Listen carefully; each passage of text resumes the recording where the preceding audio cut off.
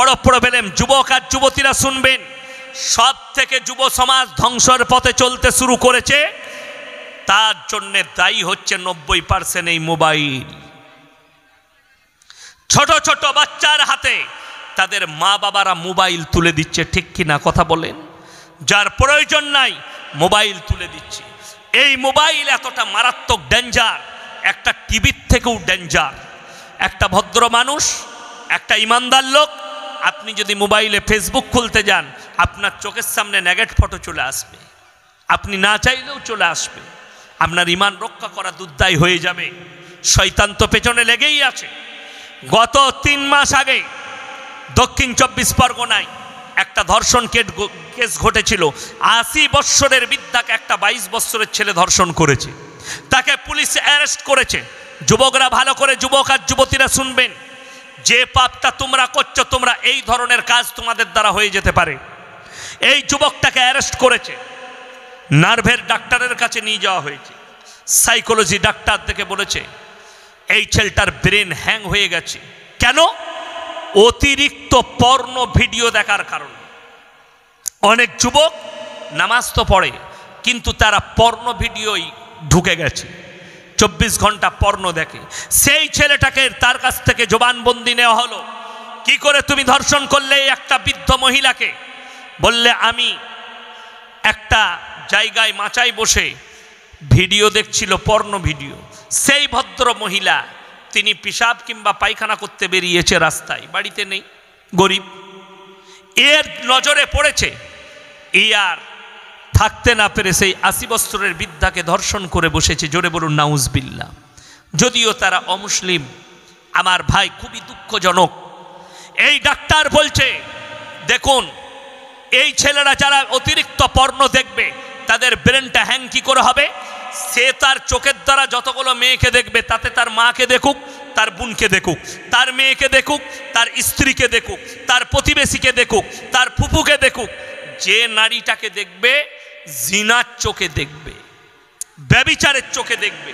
এই রোগটা তার মধ্যে আসবে যারা অতিরিক্ত পর্ন ভিডিও দেখবে।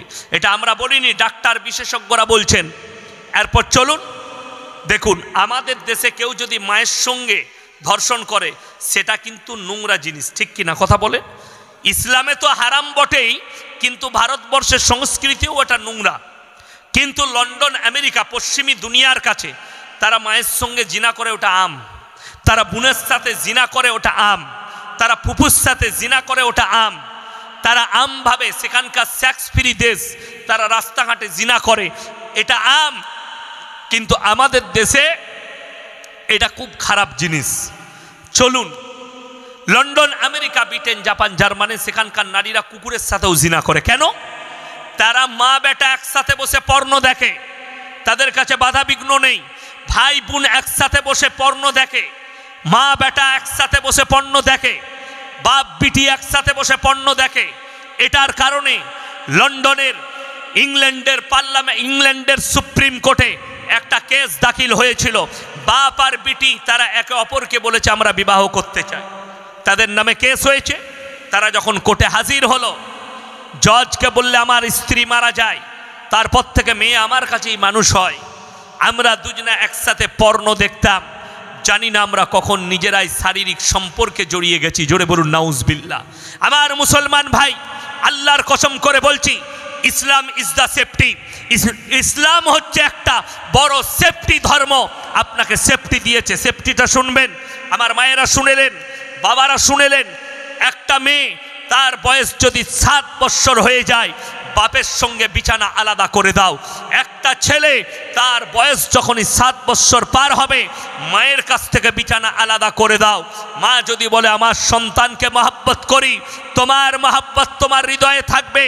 ইসলামে এই মহব্বতটা জায়েজ নেই যে তোমার সন্তানের কাছে বালিগ হবে, আর 10 বছরের যুবক মানে বালিগ হব। 10 বছরের মেয়ে 9 বছর পেরিয়ে গেলে একটা মহিলা, একটা মেয়ে বালিগান করিবা মানে বালিগ হব। এটাও পুরুষদের জন্যে। 12 বছর বয়সে পূর্ণাঙ্গ যৌবন নিয়ে আসে একটা নারী এবং একটা পুরুষ। ওই জন্যে ইসলাম সেফটি দিয়েছে যে একটা বাচ্চা 7 বছর বয়স হয়ে গেলে মায়ের কাছ থেকে বিছানা আলাদা করে দাও। একটা মেয়ে বাচ্চা তার বয়স যদি 7 বছর হয়, বাবার কাছ থেকে তার বিছানা আলাদা করে দাও। আমার মুসলমান ভাই, বেঈমান কাফেররা একটা করে জাল ফেলাচ্ছে আপনার ওপরে, আর আমাদের মুসলিম যুবকরা ফেঁসে চলে যাচ্ছে। যেমন বলে দিই, আমরা পুরুষরা টাকনুর ওপরে কাপড় পরতে হবে না কথা বলেন? টাকনুর ওপরে কাপড় পরা সুন্নত। যদি টাকনুর নিচে কেউ কাপড় পরে, যে জায়গাটা টাকনুর নিচে থাকবে, যার টাকনুর নিচে টাকনুটা কাপড় দিয়ে ঢাকা থাকবে, নবীজি বলেছেন ওই জায়গাটা জাহান্নামের আগুনে জ্বলবে। আল্লাহ হেফাজত করে, বলো আমিন। এখন কিন্তু পরিবর্তন হয়ে গেছে। আর মায়েদের জন্য কি? টাকনুর নিচে পর্যন্ত কাপড়, ঠিক কিনা? এখন কিন্তু মেয়েরা দেখবেন এইখান পর্যন্ত প্যান্ট পরছে, ঠিক বললাম না ভুল বললাম? মেয়েরা টাকনুর ওপরে পড়ছে, এটা হারাম, সম্পূর্ণ হারাম ইসলামে। যে মেয়েরা টাকনুর ওপরে কাপড় পরছেন তাদেরকে অনুরোধ করে যাব টাকনুর নিচে পরবেন। আমি আপনাদেরকে বলে দিই, যেমন আমরা শুনলাম, আপনারাও হ্যাঁ দিলেন, দ্বীনি ইলম হাসিল করা ফরজ, মায়েদের জন্য পর্দা করা কি ফরজ। আপনি কি আপনার স্ত্রীকে পর্দায় রেখেছেন? আমরা কি আমাদের মা বোনকে পর্দায় রেখেছি? যদি পর্দায় রাখতেন, এই মেলায় এই মায়েরা রাস্তায় ঘুরে বেড়াত না। বড় কষ্ট লাগে, আমি আপনাদেরকে সূক্ষ্মভাবে বুঝিয়ে যাই। চলুন, আমাদের দেখুন স্টেজে বসে আছেন, আমরা ফার্স্টে দুজন বসে আছি না নাই? আচ্ছা, আমাদের দুজনের মধ্যে কারো প্যাট পিট দেখতে পাচ্ছেন আপনারা? কথা বলে না? শরীরের কোনো বুকের অংশ দেখতে পাননি। এইটা শুধু নাই, এর ভেতরে আমার গেঞ্জিও আছে, গেঞ্জিটা দেখতে পাচ্ছেন আপনারা? আমি ভেতরে একটা গেঞ্জি পরেছি। এটা শীতের জন্য শুধু নয়, আমি অন টাইম পড়ি, অন টাইম। আমার বাড়িতে কাজের মেয়ে আছে, আমার বাড়িতে আমার ভাবিরা আছে, আজ পর্যন্ত আমার গেঞ্জি খোলা কেউ খালি গা দেখেনি। আমি আমার গোসলখানার ভেতরে আমি জামা খুলি, গেঞ্জি খুলি, আর গোসলখানার ভেতর থেকে লুঙ্গি গেঞ্জি পরে বের হয়ে আসি, ওখানে ওইগুলো খুলে দিই স্ত্রীর কাছে। বড় কষ্টের বিষয়, আপনি ফজরের পরে বউকে নিয়ে থানার পাড়া যাবেন বাজার করতে, আপনার ফুল হাত শার্ট, আমি আপনাদেরও কারো প্যাট পিট বুক দেখতে পাইনি, আপনার ফুল হাত শার্ট, ফুল প্যান্ট, শরীর আপনার ঢাকা, কিন্তু পেছনে মোটরসাইকেলে বউ বসেছে, বইয়ের পেটও বেরিয়ে আছে, পিঠও বেরিয়ে আছে। ঠিক বললাম না ভুল বললাম? আপনি জোহরের নামাজ পড়ে বলবেন আমি মুমিন, অথচ কোরআনে আছে ওয়াদরিব খুমুরিহিন্না আলা জুনুবিহিন, হে নারী তুমি পর্দা নির্ধারিত করো, তোমরা কোনোদিন ধর্ষিত হবে না, লাঞ্ছিত হবে না।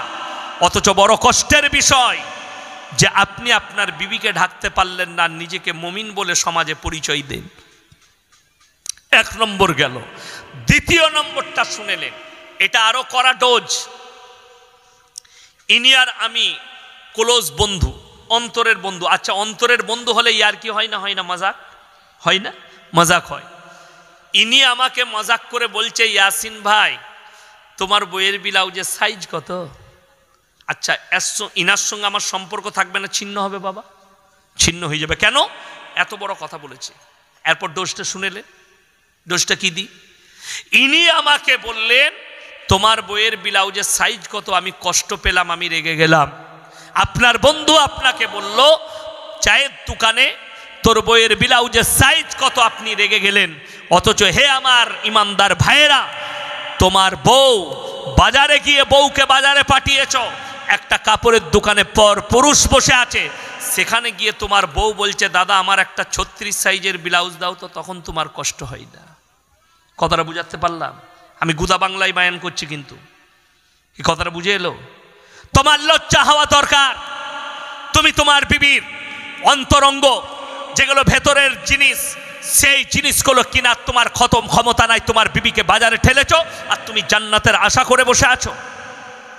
আল্লাহ নবী জনাবে মুহাম্মদুর রাসূলুল্লাহ সকলে বলুন সাল্লাল্লাহু আলাইহি সাল্লাম, পর্দা যেদিন থেকে ফরজ হয়েছে, নবীজির বিবিরা একজনাও পায়ের নখটা পর্যন্ত হুজরাখানা থেকে বার করেননি। জোরে বলুন সুবহানাল্লাহ। আর আপনার বউ আপনার কাছে অনুমতিও লাই না, বাজার চলে যায়, ঠিক কিনা? আগস্ট থেকে জলসা শুরু করেছি, আজ পর্যন্ত একদিনও খালি নেই। 2 ফেব্রুয়ারি একটা জলসা ক্যান্সেল হয়েছে, আমি কিন্তু দাওয়াত লুব না, আমার মাদ্রাসার জলসা আছে 20 ফেব্রুয়ারি, ওই দিনে আমি দাওয়াত দিতে বের হব অনেক জায়গায়, আসানসোল, কলকাতা, বহু জায়গা আমাকে যেতে হবে, আমি দাওয়াত দেব। আমার ভাই, আপনাদের কি মনে হয় যে আমরা বিবির কাছে রাত্রে যেয়ে পৌঁছাই তাইলে আমাদের বিবিরা নাংটা থাকে? এটা মনে হচ্ছে? আপনাদের জানা নেই। জলসা করতে বের হয়, যেটা প্রয়োজন পড়ে রাস্তায় কিনে নিয়ে গাড়িতে রাখি, রাত্রে পৌঁছে দিই। আমার বাজারের নাম গলসি, টাউনের নাম বর্ধমান টাউন। আমার বাড়ি থেকে 22 থেকে 26 কিলোমিটার হবে বর্ধমান টাউন। এমন কোনো লোকটা নাই যে আমাকে বর্ধমান টাউনে চিনে না। আমি আপনাদেরকে বলে যাচ্ছি, আমার নম্বর রাখবেন। বর্ধমানে কোনো পেশেন্ট নিয়ে গেলে বিপদে পড়লে আমাকে ফোন করবেন। আমার নিজের বন্ধুর নার্সিংহোম আছে, অনেকগুলো বন্ধুর নার্সিংহোম, ভালো ভালো ডাক্তাররা আছে। মেডিকেল কলেজে আমার লোক আছে, বর্ধমান মেডিকেল কলেজে একজন আছে, তেনার নাম হচ্ছে মজনু ভাই। আমাকে প্রায় ফোন করেন, আমাদের অন্তরের মানুষ। আমি যদি ফোন করি, ভাই ব্লাডের দরকার, পাঠান, অমুক জায়গার মানুষ যাচ্ছে, ব্লাড দিয়ে দেন, দিয়ে দেয়। আমার ভাই, আমাকে বর্তমান টাউনে এমন কেউ নেই। আপনারা আমাকে মোবাইলে দেখেছেন, দেখেননি? দেখেছেন তো? যখন আপনারা মোবাইলে চিনে গেছেন, আমার বর্ধমান টাউনের লোক চিনবে না? সবাই চিনে। যদি কোনো দোকানি, যে কোনো দোকানি, মিষ্টি থেকে, গোলদারি থেকে, কাপড় থেকে, যে কোনো দোকানি যদি বলে দেয় ইয়াসিন সাহেবের স্ত্রী কিংবা মা একটা রুমাল কিনেছে বোরকা পরে এসে পর্দায়, আমি আপনাদের ক্যামেরা চালিয়ে জুতোর মালা পরে যাব এইখান থেকে।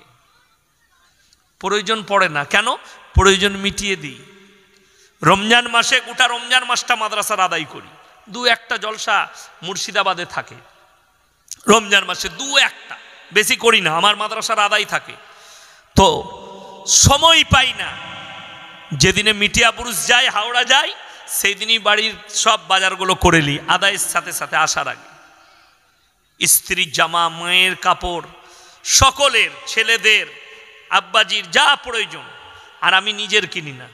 আমার ঈদের জামা তৈরি হতে দেওয়া হয়ে গেছে, বুঝতে পেরেছেন? সময় নাই বলে আমি এখন থেকে দিয়ে দিই। আমার একজন বন্ধু আছে, খুব ক্লোজ ক্লাস ফ্রেন্ড, মোল্লা আব্দুল হাকিম সাহেব, আমার নানার গ্রামের ইমাম, সেই আমার জামাগুলো সব তৈরি করে। আমি তাকে বলে দিয়েছি, ভাই ঈদের জামা রেডি করো। আমার মুসলমান ভাই, আপনি আপনার বিবিকে পর্দায় রাখতে পারলেন না, অথচ কোরআন বলছে ওয়াদরিব খুমুরিহিন্না আলা জুনুবিহিন। নারীরা শোনো, ওয়াদরিব খুমুরিহিন্না আলা জুনুবিহিন। হে নারী, পর্দা নির্ধারিত করো, তোমরা কোনোদিন ধর্ষিতা হবে না। ওই জন্যে যুবক দিকে বলে যাচ্ছি, পাপ মুক্ত জীবন গড়ব, জোরে বলুন ইনশাআল্লাহ।